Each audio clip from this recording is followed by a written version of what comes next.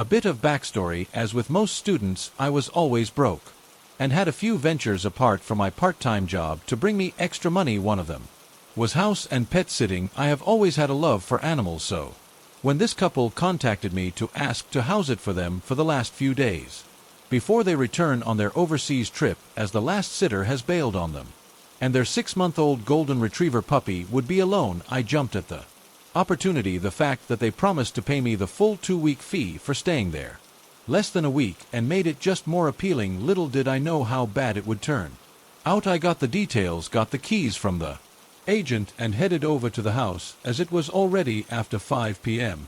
and almost dark, as it was early spring. I got to the house, which was a really nice place, but it bordered a not-so-good area that was, and still is, prone crime. House break-ins, robberies, etc. It did not bother me much, because nothing will happen to me. I know, young and naive. The first 4 nights went without hitch, watching movies, jacuzzi, and just generally enjoying myself. The owners would have returned on the 5th day fairly late at night. I went over to check on the doggo. I got a call from them about 10 p.m. saying their flight got delayed. They're gonna stay in a hotel and do the 3.5-hour drive back the following morning, and asked if I could sleep there again that night, which was fine. I was already there and had my overnight bag still in my car. I called my dad to let him know of the plans, and I was staying with my parents, and he specifically asked what the address was. I normally did not give them details like that because I was old enough to look after myself. I still believe to this day that had probably saved my life. I eventually go to bed about 1 a.m. and it felt like I have only slept 5 minutes when I was awoken to a window breaking, and I can hear movement and what sounded like footsteps running down the hallway. The first thing I did was grab my phone and just hit redial, thanks to my old Motorola phone. Redialing was as simple as pressing one button, as my dad was the last number that I called, hoping that he wakes up from the call. I then drop the phone in between the headboard and the mattress in case my dad picks up, that he can hear what's going on. I had barely done that when the first guy stormed through the bedroom door. I could see a silhouette, and he had a knife in his hand. When he saw me, he erased it and came at me. And now, one thing to those that are unfamiliar with South Africa and the crime is that robberies and house invasions usually are very brutal, and violent people get murdered or tortured if they in the slightest retaliate or not cooperate with the robbers. Out of instinct, I raised my legs back when he came at me, and when he came within reach, I kicked both legs out as hard as I could. Now, I'm not a small guy. I'm 6'3", and at that stage I weighed about 100 kilograms or 220 pounds, and I was fit and strong. My time not spent at uni or work was at the gym. I could do an easy 250-pound bench, 350-pound squat. When I kicked and made contact with the guy, he completely lifted off the ground and shot into the wall. Luckily, the knife shot out of his hand as well before he got the chance to get up. I was on top of him, driving my right knee into his face, and in return his head into the wall. I knew that my life depended on it, so I put in some extra force. The guy dropped like a sack of potatoes, but before I could get up, I heard the sound of a pistol and I froze. It felt like the blood had drained from my body and I became just numb. I remember the only thing that went through my head was that if he shot me, I would rather die than be disabled or dependent on other people that will have to take care of me. He stood like that with the pistol against my head for what felt like hours, but was probably less than 10 seconds. I did not move. He eventually said in very broken English to get on the bed. Face down, I panicked, but thought if he wanted to shoot me, and that he already would have done so, so I did as he said. He threw a blanket over me, and I turned into a fetal position on my back against the wall, just so if they wanted to stab me, then I had my legs and arms in front to protect my body. Now, by that time, I had forgotten that I had called my dad, and the guy that I need is still down. I heard a third guy come into the room, and I could hear what sounded like Portuguese to me, and I could not understand what they said, but I recognized it, as we used to go to Mozambique on holiday a lot, and that is the main language spoken there. The one guy tried to get the guy that I put down off the ground, while the others started to ransack the house, shoving valuables into a big bag. It was about at this time that I heard tires screeching and the car approaching in what sounded like Mach 1. The car skated to a halt right in front of the gate, and I heard someone scream. It was my dad. The three inside the house panicked and ran out the back door and tried to jump the fence. My dad opened fire, shooting in their general direction. Now, I know my dad missed them on purpose, because if he wanted to hit them, he would, as he is not one of but the best shot that I know, and I'm not just saying that because he's my dad. He's ex-special forces, represented South Africa in clay pigeon world championships. For a couple of years has various regional pistol and rifle championship titles, and it's a gunsmith by occupation. I've seen him hit golf balls and 50 meters with his pistol.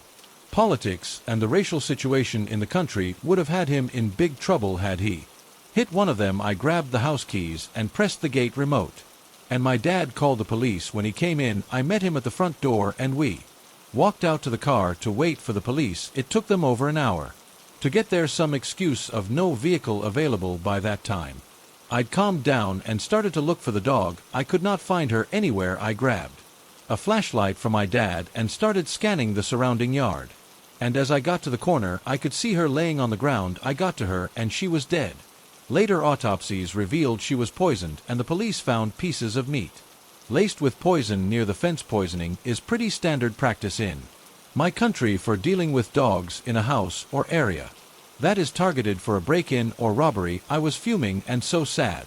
The police were also pretty useless and had a don't give a attitude, and barely took our statements. By that time it was starting to get light, and I retrieved my bag phone and locked the house as good as I can without touching anything, and drove home behind my dad. Only when I got home and I got the story from my dad's side, he said he answered my call only to hear the shouting and what sounded like fighting going on, and when I did not respond, he flew out of the house and raced over. Luckily, he asked me for the address the previous night, and he knows the area well to know exactly which house it is now. My dad got there pretty quickly, and he said he stayed on the line the whole time, only hanging up when he stopped at the gate. My parents' house is about 10 kilometers or 6 miles from there. Through a residential area, it's normally a 20-minute drive. The call duration was 17 minutes 13 seconds. I met the detective there later that day, gave my statement, they took fingerprints, etc., and the owners got back about the same time. The rest of the day was a blur as I came down from the shock and adrenaline. Now that is not where the story ends. 7 or 8 months later, I got a call from the detective telling me they caught the guys, and I must come to a lineup to point them out, and I specifically told her that I did not see any of their faces as it was dark, and after the guy held the gun against my head, I was under the blanket and did not see anything. She assured me that they caught them on fingerprints and will show them to me beforehand, which might not be the ethically correct way to do it, but they wanted to have as much evidence as possible against them. You will understand why in a minute. Got to the police station, and unlike you see in the movies, there is no one-way glass or separate room. They bring the 3 guys into the room and make them stand against the wall. The one which I was later told was the leader, which was the one that I'd need, looked at me with so much hate as I had ever seen in my life. He had the eyes of someone that would slit your throat and not blink an eye. His name was Joseph Dragon. He pulled his hand up to his neck and made the slit my throat gesture. You know which one I mean. We left the room and the detective gave me a copy of his rap sheet, amongst others 4 counts of murder, and I think 8 or 9 for attempted murder, multiple assault, aggravated assault, and over 100 house break-ins and robberies. And I was shocked, the detective told me, and had I not taken him out first and fast that night, I would have definitely not gotten away so lightly. Now this is also not where the story ends. 3 days later, I get another call from the detective saying that I should be careful as he had escaped from custody and they have not caught him yet. I was not worried too much as the robbery wasn't in my house and I had changed cars, so he probably could not find me. Also, I got my firearm license and carried my pistol on me 24/7. I did not hear anything after that until about 2 years later when I saw the detective in a grocery store. We started talking about the case and she told me that he was killed during a home invasion. He broke into the wrong house and the owner was waiting for him, pistol in hand, shot him once in the stomach and once in the neck, and thanks to the slow response time of the emergency services and police, he bled out in the guy's living room floor. Rating society of a piece of human garbage. Music. This whole ordeal has made me more vigilant, heightened my situational awareness, and made me a little paranoid. To double and triple check all doors and locks, etc. also. Thanks to my heightened situational awareness, which has allowed me to remove myself from a few potential dangerous situations in the years after the incident. But it has also robbed me of my peace of mind. I have since immigrated to a safer country, but I still sometimes wake up at night if I hear a noise. When I was 19, I was a Marine, and it stupidly used my military parks to get a home loan and bought my first house. I moved to Park's room worth of stuff into this place that seemed to me like a palace, of course. I went out and bought some bar stools, a futon to sleep on until I got to bed. I had some used coffee tables for my TV. I also had my dog with me. I was unpacking my meager belongings in the living room. I noticed a car pulled into my driveway and blocked me in. I walked out, and there stood a man offering to sell me a home security system. The man was dressed in khakis and a polo with a name tag that I don't recall, and the car didn't have a logo on it. It should have been a red flag for me, but I figure that some people on the job didn't drive company vehicles. He gave me his card. I don't even remember the company he told me he was with, to be honest. Cue the friendly salesman giving me his pitch about needing a system and all of the perks that would come along with being able to watch the exterior of my house at any time. As a low-ranking military member, I knew I couldn't afford yet another thing, so my mind was working to try to get this man to go away. I even considered ninja chopping him, or whatever it is that we Marines do in the hand of hand, just to get him to leave, but I'm sort of a passive person, and I'm too nice. Nah, let's call it polite. I won't be rude to someone doing their job. I've been in customer service. I can relate. I tried politely declining his offer after he tried to show me some stuff on his iPad. But you know how persistent these types can be. I'll admit to my own stupidity when answering his questions, like giving out too much information. Do you live alone? No, I live here with my wife and 3 large dogs. At least I had it in the large part. Her and her dogs hadn't actually moved in yet, and hers were just fat, though they were more vicious than my own. Good boy, but 2 women living together probably seemed like easier targets. I also mentioned being Marine. When he asked, he had seemed a bit shocked but wouldn't be deterred. What kind of security system do you have? My dogs and me. Not the best answer I could have given. I wasn't exactly intimidating. I mean, I would have been terrifying if I had a gun or something. I've been using them all my life, and I've never missed a target, alive or inanimate. If you would invite me in, I can show you the best places to set up cameras. He mentioned more than a few times each time. Made me more and more creeped out, thinking that he was wanting to potentially rob me. Not that there was much to take, despite being a sexual assault victim. All I could consider was a possible burglary, and made sure we stayed away from my house while we talked. We were outside for about 15 minutes total, me spending most of that time trying to politely get away from him and retreat inside. I wound up at my wit's end with social niceties and just walked away, leaving him standing alone in my front yard. I walked into my house and locked the door. He got into his car and left. I thought nothing more of it. After some unpacking, I couldn't do much. I had nowhere to put most of it. I ate some junk food and put together the futon. I got it all decked out with my fluffiest blankets. I made sure the doors and windows were locked and went to lay down in the living room. Looking back, I'm not sure why I didn't put it in a bedroom. They all have blinds, and the rooms take a bit of getting to. Perhaps I wanted to be near an exit. For some context, my back door is a double glass pane door. At the time, I didn't have curtains on it, but I did have blinds on the kitchen window. My kitchen, living room, and dining room are all connected, but there's a wall in the living room that I strategically situated my futon against, so it couldn't be seen by the back doors or the front window. Call me paranoid. I'd been laying down for a few hours, and about 11 my dog got off the futon and went to the back doors. My dog is large and looks like a Rottweiler in coloring.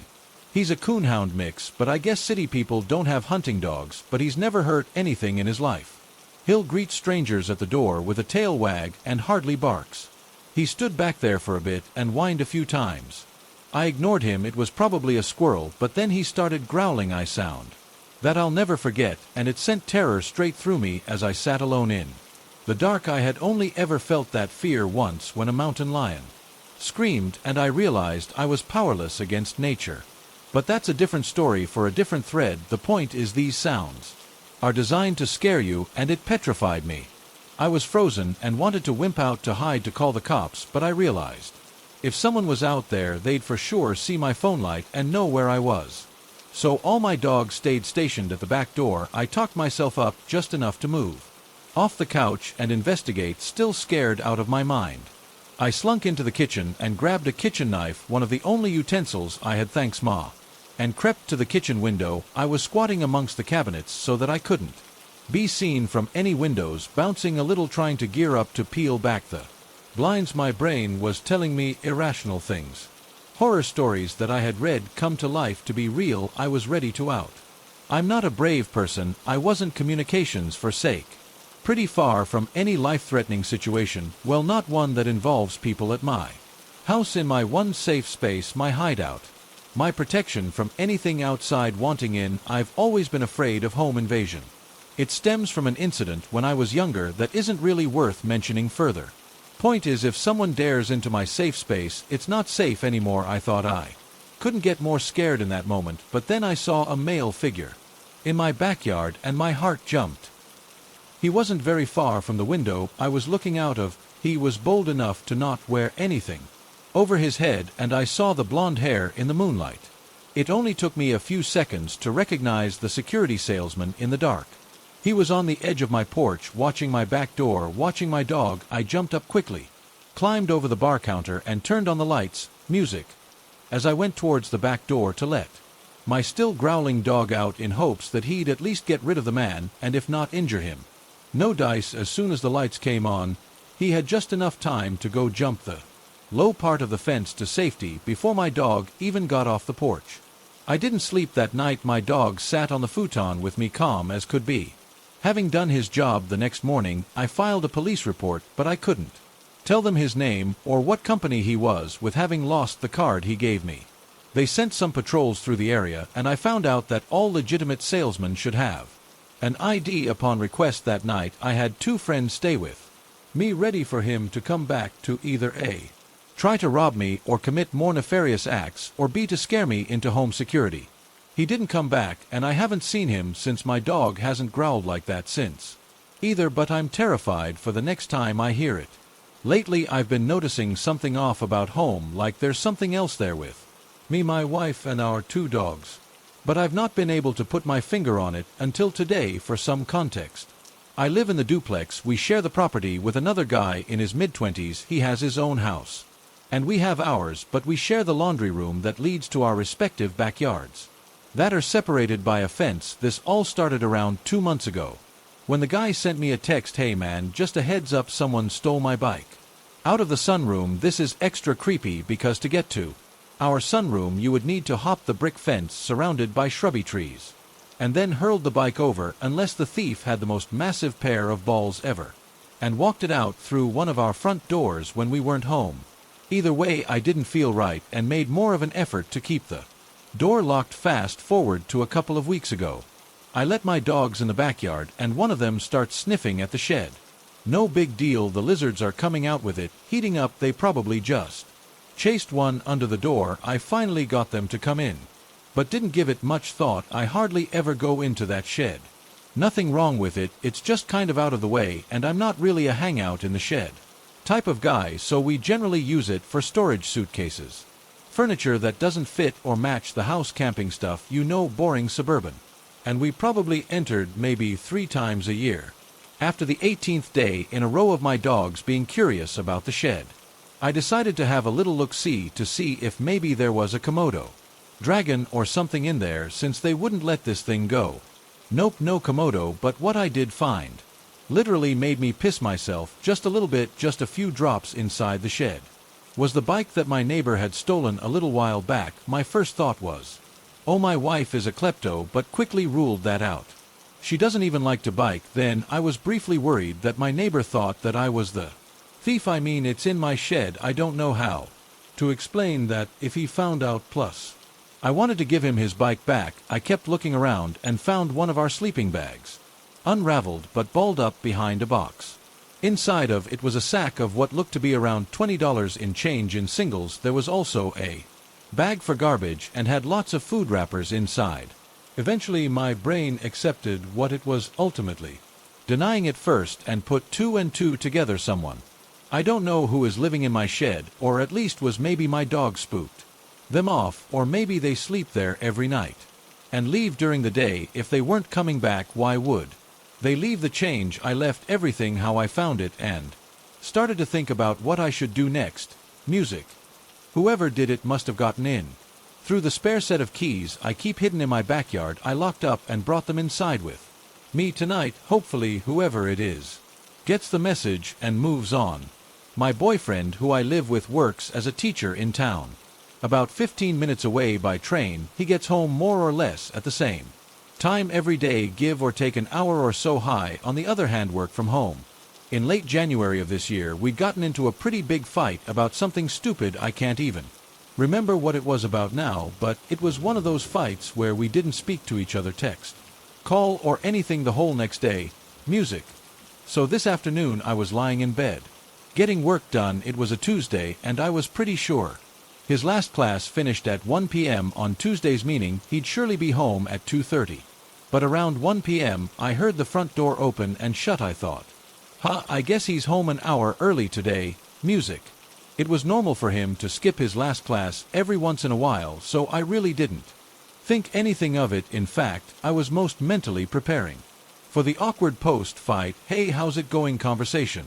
So I continued to lie in bed and do my work and wait for him to come in and change his clothes. The bedroom door was closed, and I had earplugs sort of half in, as I usually do when I'm working, but I can hear the heavy footsteps of him walking around the apartment, as he always does if we hadn't been mid-fight, and I wasn't so preoccupied with the awkwardness of it all. I might have noticed it was strange how slow the footsteps were, or how long he spent walking around the living room, but I was caught up in the dramatics of the fight and didn't think about it. I was just laying there waiting for him to finally come in. Finally, the bedroom door slowly opened. Just a few inches. I turned my head towards the door and prepared to give him a sort of awkward "we've been fighting for 24 hours, smile, but the door didn't open more than a few inches. I looked and saw that it was a woman's hand with red nail polish on the doorknob. Whoever was there slowly closed the door just as they had opened it. Without entering the room, I jumped out of bed, ripped out my earplugs, and sort of froze there for a few seconds while thinking rapidly. My first thought, that was not my boyfriend. Then I thought, could that have been his mom, his sister, the landlady? For some reason I concluded that surely was his mom or sister, so I opened the bedroom door and walked into the living room. There wasn't anyone there, but the room smelled heavily of women's perfume. Then I came to my senses and realized mom and sister don't have keys, and I've never come over before. The landlady has never ended without permission. This was a stranger. I ran back into the bedroom and shut the door, now shaking heavily. There is a balcony connected to the bedroom, so despite the cold January rain, I stood on the balcony and called my boyfriend. He picked up, and I asked him if his mom or sister might have come over unannounced. He told me, "No, don't move, I'm calling the police." The police were there in minutes and searched the whole apartment. Of course, nobody was there by this point. It was weird, though. Nothing was missing from the apartment, despite us keeping a full jar of money right in the entrance. Nothing was even touched. In fact, it seemed like the intruder came straight to the bedroom, saw my legs on the bed, panicked, and left. Plus, you can't open that big wooden front door without a key, so for a few days my boyfriend and I were convinced it was just a landlady being nosy. I began to feel better, and nevertheless we demanded that the lion lady change our locks. When she came to change them with her husband, she made a discovery. There was a square area by the keyhole that had been scratched away with something. The landlady said surely someone used tools to break into the apartment. Then a day or two later my boyfriend told me, "I have to tell you something, but don't freak out." He told me that the orange kitchen scissors were missing. I obviously freaked out. I tore the apartment apart looking for those scissors. It's been 6 months and those scissors are gone, so the whole thing is just creepy and weird. A stranger breaks into a nice apartment but doesn't touch or take anything valuable, not even the money jar just sitting right there in the entrance. Take scissors from the kitchen, go straight to the bedroom, see someone in bed, and immediately leaves. I never got to meet the person who opened the door that day. I hope I never do. So this happened to me on Thursday, April 25th, and I still can't shake off how Terrifying and strange it was, so I was home alone getting ready for my 12 o'clock college class that morning, and I opened my blinds to let some natural light in. I glanced out my window to see a man in his mid-30s wearing a baseball cap, roaming around my property with his hands on his hips, walking with a lot of weird confidence. Our yard is kind of like a cliff, and it looks over onto our 5 acres of property down below. I live in the Pacific Northwest, so it's a pretty scenic view. I was really confused and thought maybe it was a worker that my mom had hired for our renovations on the house, admiring the view. I'm a little bit uncomfortable at this point, cause the dude walks to the side of my house out of sight. I head upstairs to see him now roaming around my front yard and my driveway, looking at things, checking out my house, etc. He still hasn't seen me at this point. I call my dad and ask him if we have hired anyone to come by the house. Andy says not that he knows of, and tells me he's gonna call my mom and ask her, and then call me back. I'm waiting for the call when I notice this strange dude's car. It's a white Honda with no license plates, just parked parallel to my front door. The dude still hasn't seen me, and he's still wandering around, so I take this as an opportunity to remember that we have a security system, and I armed it so if he did try to break in, he would immediately alert the police, and if this was some sort of professional or a worker, he would have rang my doorbell or knocked at least once. He didn't either. Just then, I get a call back from my dad saying neither him or my mom hired anyone to come by today, and that I needed to call our local police station immediately. I went back downstairs, after making sure to lock every door and window upstairs, and called my city's police station. I explained to a woman on the other end what is happening, and she decides that she's not going to send out an officer and instead gives me a number to call their emergency dispatch line, and told me to talk to them. I call the number she gave me, and immediately I get an automated message saying thank you for calling my town's non-emergency hotline, and that nobody's available to take my call, and if it's emergency please hang up and dial 911. At this point I'm really irritated, because 15 minutes had passed and this weird dude is still lurking around my house while I'm home alone, and apparently that wasn't enough to warrant an emergency to the lady I called at my local police department. I hung up and decided to call 911. After getting in touch with the 911 operator, I was asked a series of questions about his appearance before they would even alert the officers near me to start heading toward my house. The whole thing seemed really weird. Nobody was in a hurry to have officers come up to my place when I was a younger girl home alone with a strange dude. I asked the officer if I could stay on the line with her when she finally, after what seemed like forever, I alerted the police to come to where I was. She agreed, and I went back upstairs to check on the weird guy, and he's now sitting in his unplanted Honda, either listening to a radio show extremely loudly or on a phone call with someone through his car. It was a very prominent, loud male voice coming from his car. Then all of a sudden I hear the tone you hear when someone hangs up on you, and the operator was no longer on the line.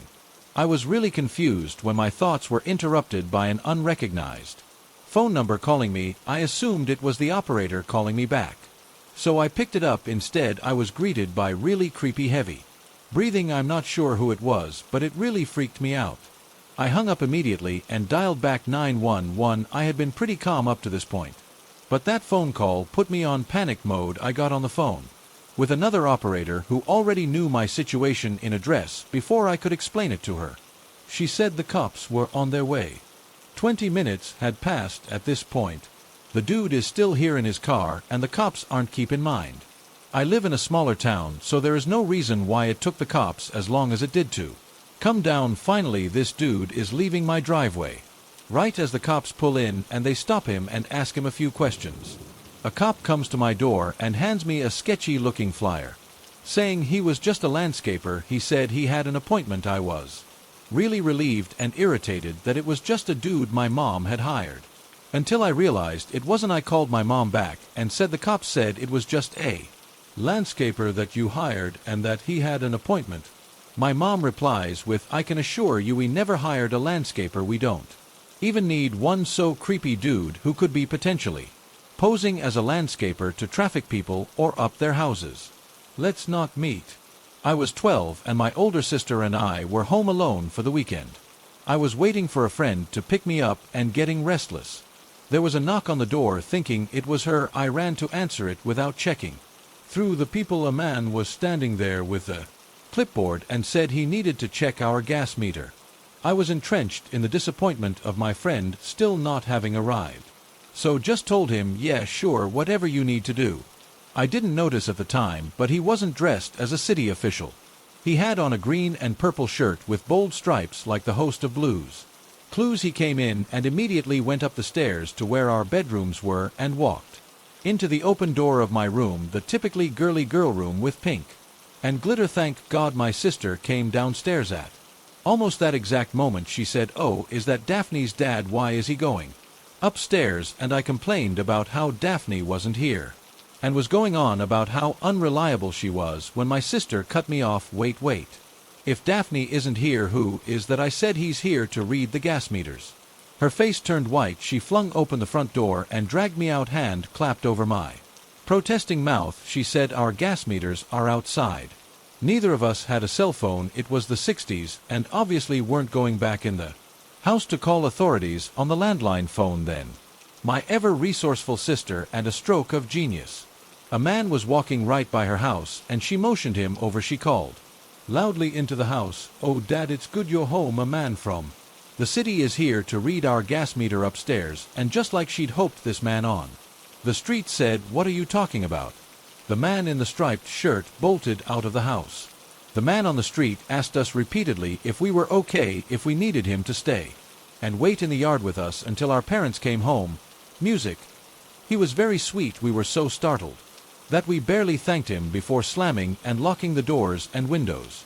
As irate as my sister was that I let someone in the house, she begged me not to call the authorities because my parents left her in charge, and she worried she'd be in trouble. I didn't want to catch any heat from carelessly allowing some guy in, so I was on the same page. 3 weeks later, a girl in our community went missing. Same MO. She was home alone and authorities found the door open and no signs of forced entry. My sister and I discussed our options, but deep down knew we had no choice but to come clean. And we told the police everything, and I don't know if it ever helped, but they did tell us they had reason to believe it was the same man. They also tracked down the man who helped us on the street. Turns out we already knew him. He worked in the butcher shop. We just didn't recognize him. He was lifelong friends with my family after that. Our parents were mortified. They weren't angry with us, just glad we were okay. Though they did review all the rules of caution and didn't leave us home alone for a while. They found the girl and say she'd been held for a few days and then burned alive. They never got the man, but fear not. He was in what appeared to be his early 30s in the 1960s. So in any case, he has to be dead by now. I just thank God every day for my sister's resourcefulness in quick action. So, false meter reader, let's not meet. Hey guys, thanks for listening in on this video. I hope you've enjoyed it. If you have, go ahead and leave a like. If this is your first time checking me out, go on and subscribe and hit the bell notification to get notified when I next upload, and I really appreciate the support. I've had some really amazing comments. All the little things really just add up, and it really does make a difference. So thanks again, guys. I hope you look forward to my next one. I'll catch you later.